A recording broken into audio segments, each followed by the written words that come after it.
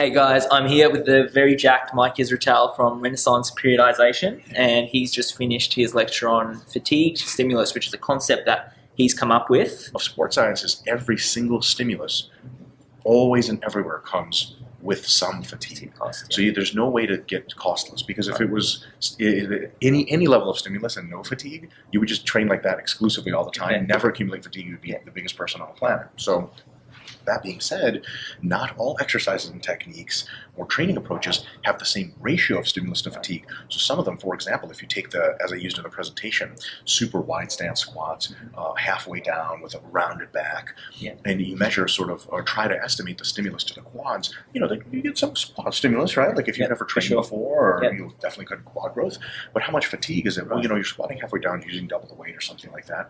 You're doing wide stance, which is really fatiguing on the hips and structures like that. And let's say you're just round back squat, so it's really fatiguing to all the connective tissues of your spine, etc. And all of a sudden, your stimulus is here and your fatigue is here. And we can look at it through the lens of, okay, all the exercises we could do for quad training, what is the stimulus they have relative to each other? And it's just a very proxy thing. It's not like, we have, totally. So, how much joint stress is perceived during the exercise. So like, for example, if you do super wide stance sumo squats and your lower back hurts all the time during and after, that's like fatigue, right? And we can also use measures of systemic or central fatigue. How much does an exercise reduce your performance in other unrelated exercises? So for example, if you do a bunch of deadlifts are known to be very fatiguing. If you do a bunch of deadlifts versus doing a bunch of shrugs, you might get the same growth in your traps. But if you're doing deadlifts, action you can do with an exercise is more sets of that exercise you can do to get even more growth, or other exercises. So brutally simple, but people just seem to just not do. So for example, do you feel the exercise generating tension in the muscle that is being targeted? Like, people will do squats halfway down with a wide stance and say they're training quads. And I've coached a number of people, there's high-level bodybuilders, and I'm like, hey, they're like, hey, can you show me, like, you're Dr. Mike, whatever bullshit, can you show me how to, like, do this more properly? I switch their position to high bar, move their feet in, put their feet on plates, or have them wear weightlifting shoes, sink it all the way down. They're like, oh my God, like, I feel my quads tearing apart. I'm like, no shit. Didn't you ever figure out that the lower you go, the more tension you feel in your quads, the closer your stance is, so on and so forth.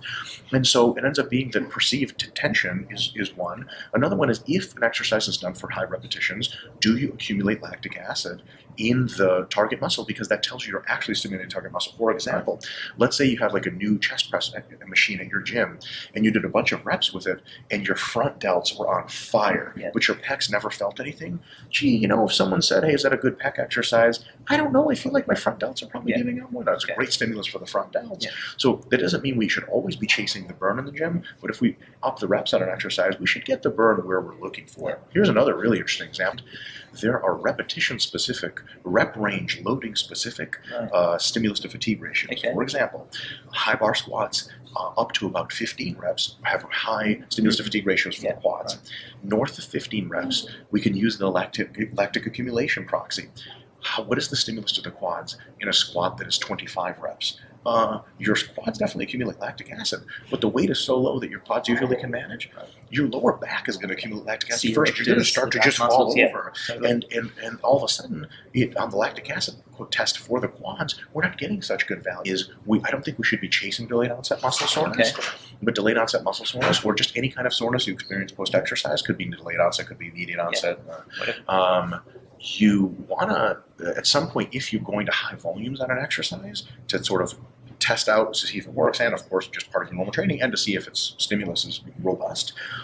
Does the muscle generate delayed onset soreness in what you're targeting? Or alternatively, of course it's going to eventually get delayed onset muscle soreness. But how many sets does it take to do that?